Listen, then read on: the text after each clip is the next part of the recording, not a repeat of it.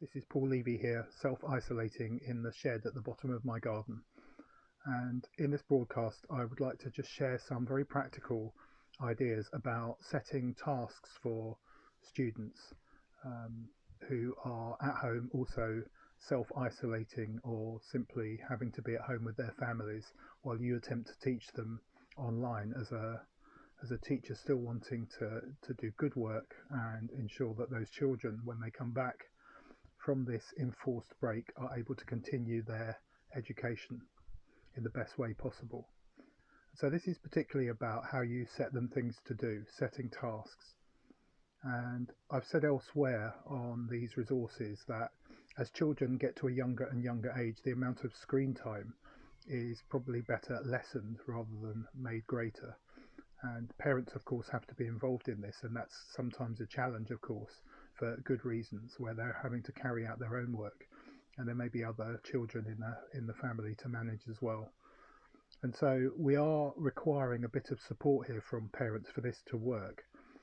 And essentially, what you're trying to do is do things in the virtual classroom that you're now unable to do in the physical classroom. But I would like to remind you that your relationship with your students, your pupils in the physical classroom is, of course, recognizing their uniqueness, their individuality. And there are really two social organisms, really, that come into play here. One is the much smaller one, which is the relationship between you as a teacher and the individual unique child as they grow into the world and develop. And then the second one is actually the social organism of the class itself. And you, of course, would have already done this dual process of sometimes setting the whole class something to do and very much it being the same thing to do for all of them, but sometimes also in the way you engage with each child, sometimes adapting tasks to the needs of a particular individual in their development. And already, I would suggest in education, where we've become part of cost cutting and higher pressure and less time to be creative, we've probably tended in some cases to herd the children, whether that's deliberately or subconsciously, into doing more in terms of giving everybody the same thing to do rather than sometimes very much following the development of each individual child, and sometimes children in smaller groups as well, and adapting that and presenting it in different ways to each child. And so I think that becomes even more important as you've lost physical contact with those children. So one activity, of course, which you may well have done anyway in the physical classroom, is to imagine each child as an individual, is to hold them in mind, and to sense what they need separately from each other. I say that, of course, takes time and energy, sometimes that we don't always have in these pressurized days. But it does become more important as we've lost that physical contact. So one of the things to hold in mind as a practical activity for you, the teacher, before you set tasks, is to simply sit still, maybe close your eyes or not, but try and form an imagination of each child. And in some cases, that's going to be based on memory. But you would have spent a lot of time physically in the physical world, in the classroom with those children, with their physical presence, and it's still possible to bring to mind the essence, the developmental trajectory, if that's the right word, the developmental potential of each child and what they need. And so sometimes you may be emailing now, or recording a video or an audio, or even meeting some of the older children live to set them tasks. And as you stare at the screen, it's important to be holding inside you a positive impression, a positive feeling, a realistic memory and imagination of each child and what they need, the kind of inner gesture of who they are. And that allows you to meet that with your own gesture of how you will word that email, how you will speak that task. And so some teachers who are probably already doing this, and I've certainly heard of some, is that you will set a task for all the students together, but then you might follow that up with some contact individually with each parent, or if the children are older, maybe an email directly to them, where you've also clarified, changed, adapted, or worded that task slightly differently. And that then leads to three possibilities in the way you set at a distance virtually physical world activities that are going to engage those children in their willpower to actually get things done. The first one is where you simply will set a task to the whole class. The second one is where you will set a task to the class but follow it up with some sort of individual communication as well. And the third one is where you also very, very much follow up the follow up and kind of see how people are getting along. And that is essentially what you might have done in the class if you'd set them to do something in the class or several days, and you'd simply be checking in on how they're doing. And that wonderful word, just noticing that one child is falling behind, another child is struggling, another one has finished really quickly, that some are getting distracted.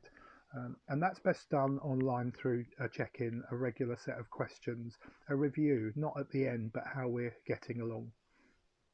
That's also where, with the presence of parents for safety, that you can also do a check-in phone call, video call, email, or kind of messaging process on one of the social media groups you may have set up on something like WhatsApp.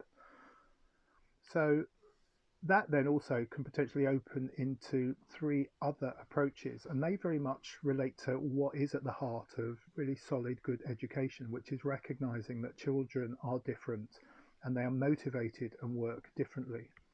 And being away from you, quite often where you hold some of that will energy as the teacher in the classroom, that can get lost very quickly online. Certainly connecting digitally can revive a memory of it in everybody, and you can set tasks virtually that children will complete, but it can feel like a bit of a whisper or an echo across a long distance when you're trying to do this by telephone or by email. And so that's when adaptation to the differences in children is really important. And at a time when we're very, very busy, though this can be hard to do, I'd like to offer it in a threefold way. The first one is to set a big task, particularly for children who are going to be very kind of in need of something to do at home, and they might be getting bored, and actually one big project for them to do by a deadline and hand the whole thing in could be great. And you can say, I'm setting this now, and I'd like this to be delivered by, I'd like it to be completed by a certain time, and it's a big thing to do. It can involve a lot of work, and those children will be motivated to do the thing and feel the sense of completion and satisfaction of having been given a whole task to do that hasn't been broken down. A second one, which is for children who absolutely can't do that and are going to feel overwhelmed by that, and normally might come to you for some sort of reassurance where you naturally may have broken that down into more manageable amounts. Is a staged piece of work. It's something that could have 4, 5, or even more elements of the work to do. And what you then do is you will again check in, and you will have updates with the students, with their parents. But we can have a first phase, a second phase, a third phase, and we break it down into manageable chunks.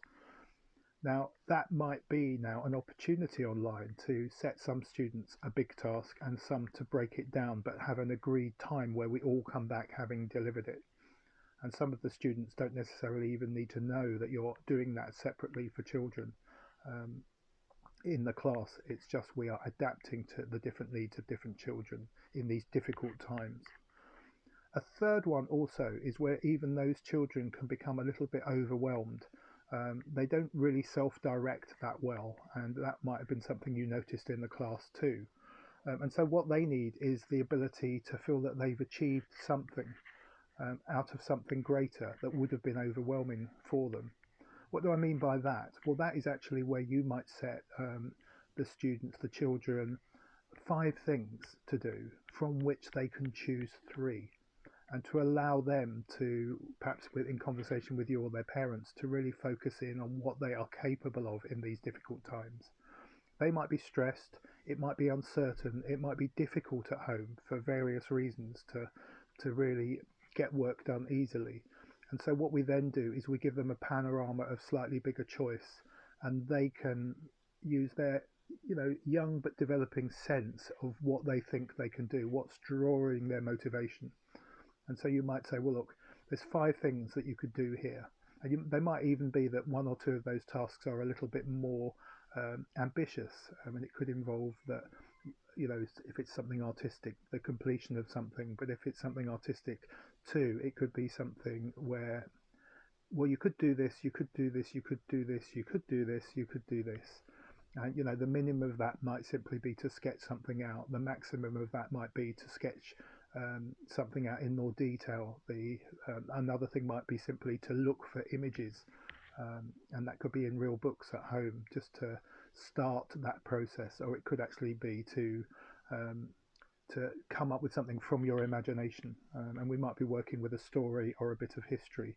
And in this case, we're offering a kind of not panorama, but quite a wide selection of things from which children can do at the pace and the energy, and perhaps some of the stress levels that they've got, so they still feel that they can achieve. So the first thing is something big. The second thing is to break that big down into some sequential, manageable chunks, elements, phases. And the third one is actually to allow the child to feel a sense of achievement by giving them more choice. And you're only asking them to do, say, 3 out of 5 things. In all cases, that still stems from that imagination in you of the child, which over time is going to become harder to put together without that physical presence. The clues will come from online conversation, from chatting to parents, and of course, if you can, having some contact with the children. As we've said elsewhere, this is actually better done, particularly for younger children, not really on the screen. And there is some evidence with the rise of radio that audio still keeps some of our imaginative faculties intact as image is not delivered to us. So it might be better to have this task setting, not always, if at all, on the screen for particularly younger children. As the children are older, they're more used to that and are more able to hold their own. But look at the different ways that you set tasks online. Some of that will mirror, and some will need a little bit of transposing from how it is in a physical classroom. Ultimately, it is still about your relationship with the class as a whole and uniquely with each child.